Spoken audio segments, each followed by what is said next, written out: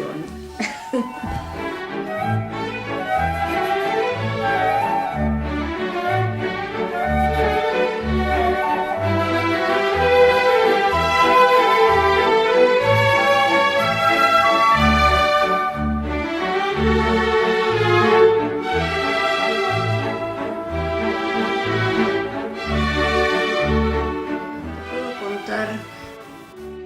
De mi infancia.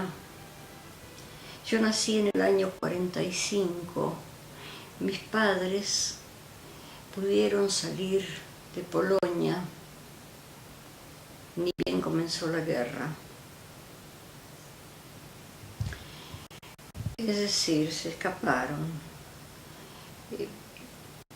El motivo por el cual salieron de Polonia es que mi mamá tenía un problema pulmonar, bronquial, y si no buscaba un clima más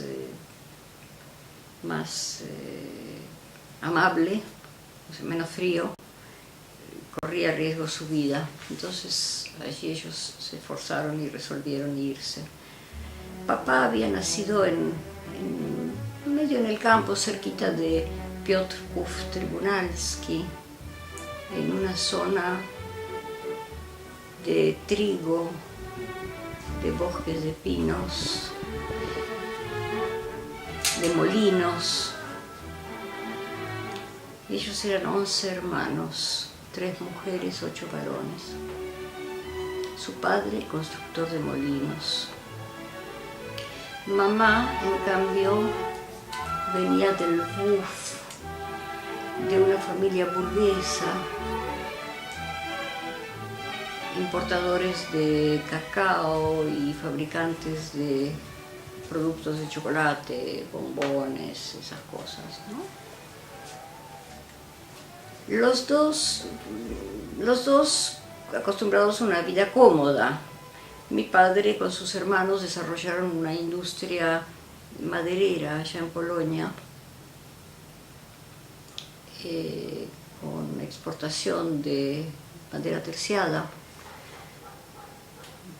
Los hermanos Konopacki, Bracia Konopaccy se llamaba su empresa. Y ellos, bueno, importaban terciado al mundo entero. Tenían una fábrica en Varsovia, otra en Moste, que hoy creo que es Bielorrusia, Moste, si no me equivoco. Tenían 3 más que no sé en realidad dónde estaban, ¿no? Varsovia, Moste, y había tres construcciones más.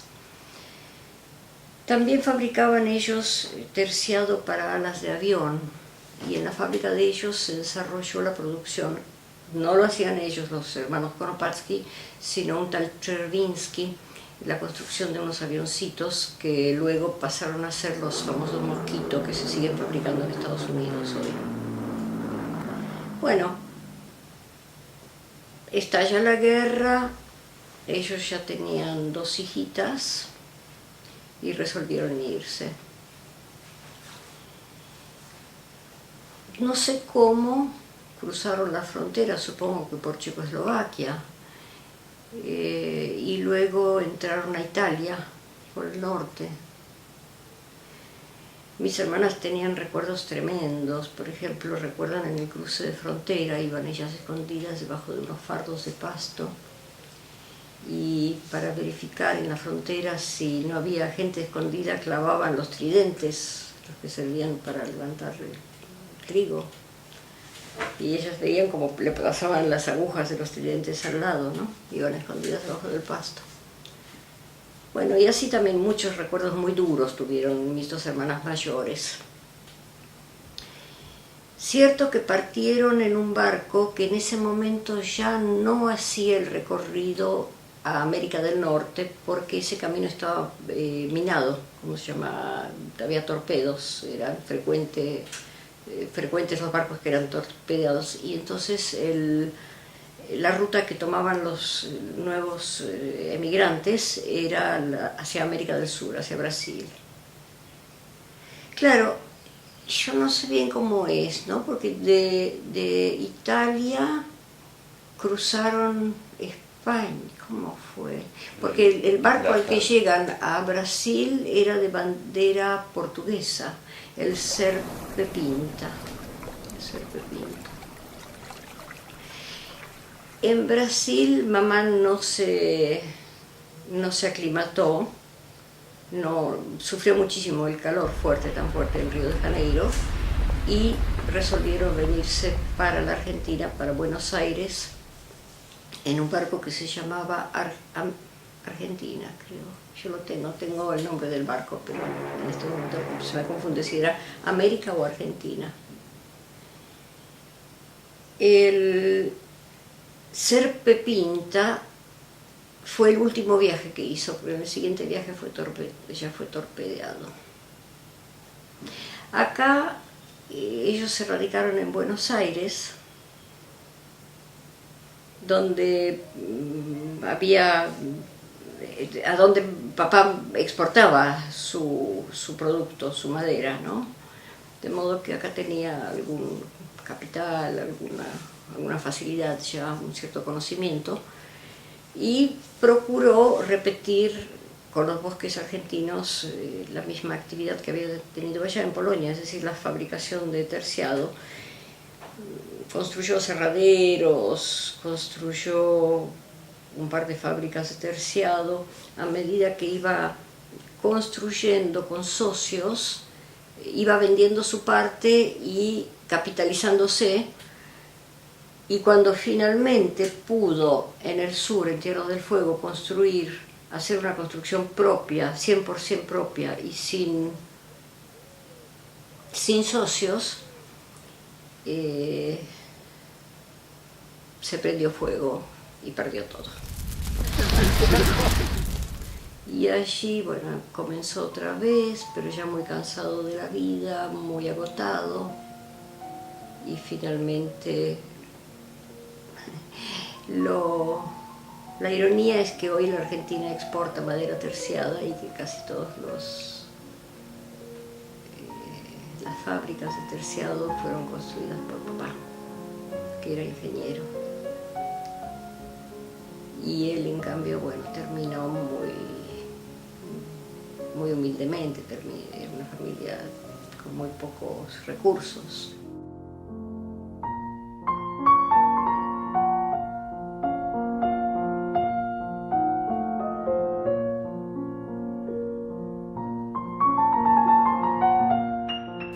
No obstante, mis hermanas estudiaron, una estudió y se recibió como ingeniera agrónoma, la otra se perdió por el camino, y yo tampoco pude estudiar. Mi hermana menor tampoco. Tuvimos que ir a trabajar bastante jóvenes. Y los recuerdos que yo tengo de esa época, que era la época de la guerra y de la postguerra, eran las cartas que llegaban, muchas de ellas se veían abiertas y censuradas, y cada carta que llegaba era mamá que estaba sentada frente a la ventana llorando y llorando, ¿no? Porque todas las cartas traían noticias durísimas. Perdimos gente tanto del lado este como del lado oeste, es decir, tanto víctimas del régimen nazi como víctimas de la invasión soviética. De hecho, hay gente del lado de mi familia que fue muerta en Katyn, otros en campos de concentración, otros en batalla. En total creo que son 18 personas muertas, parientes directos.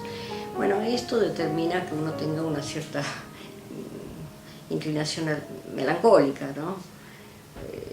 Mi primer idioma, el polaco, el acento tan particular, los polacos que en ese momento tenían poco prestigio en la Argentina, siempre el inmigrante más sufriente es objeto de discriminación, eso en todos los tiempos y en todos los países, ¿no? De modo que nosotras, las hermanas, nos negábamos a hablar el idioma polaco para no tener ese acento tan fuerte que nos discriminaba de alguna manera en la escuela.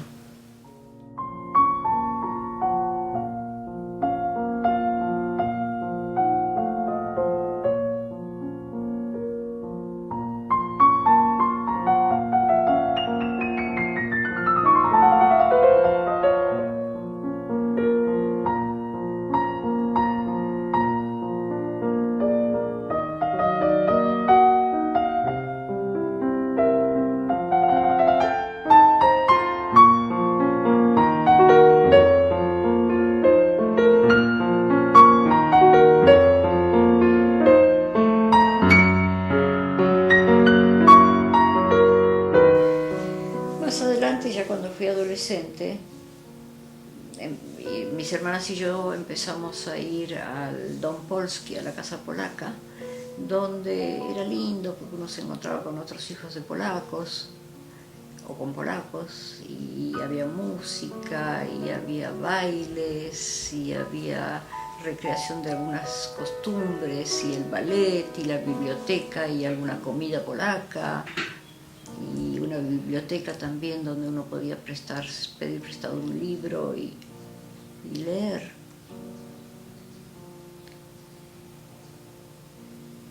Buenos Aires, y hablo de fines de los años 50 y de los años 60, era una ciudad maravillosa, pujante en todo sentido. Culturalmente era maravillosa, fue un periodo de oro de las letras, del teatro y de la plástica. No tan reconocido ese periodo en la música, pero no menos fértil. Muy buenos músicos postimpresionistas hubo en la Argentina. En casa se escuchaba mucha música. Permanentemente había discos, radio, y mis hermanas asistían a conciertos. Mi padre las llevaba. Yo era bastante más chica, tenía 7 años menos que la más chica, que la menor de las dos hermanas mías, Eva e Inés. 7 años menos que Inés tenía yo, y me daba mucha envidia porque ellas iban a los conciertos de la Facultad de Derecho y a mí me mandaban a dormir. Entonces yo a escondidas encendía la radio, pegaba la oreja a la radio y allí escuchaba.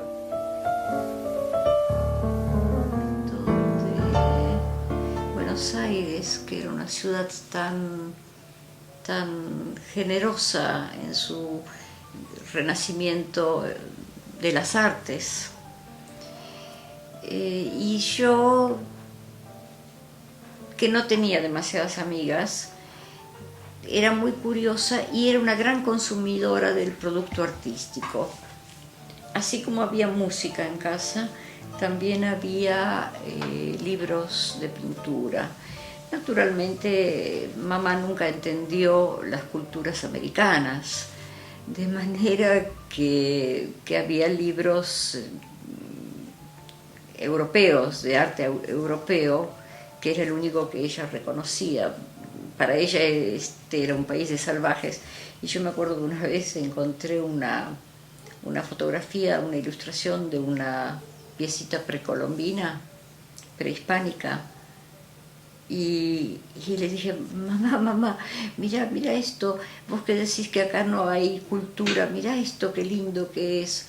Y ella dice, hija, justamente esto es lo que te confirma lo que yo te digo. Ella no podía entenderlo.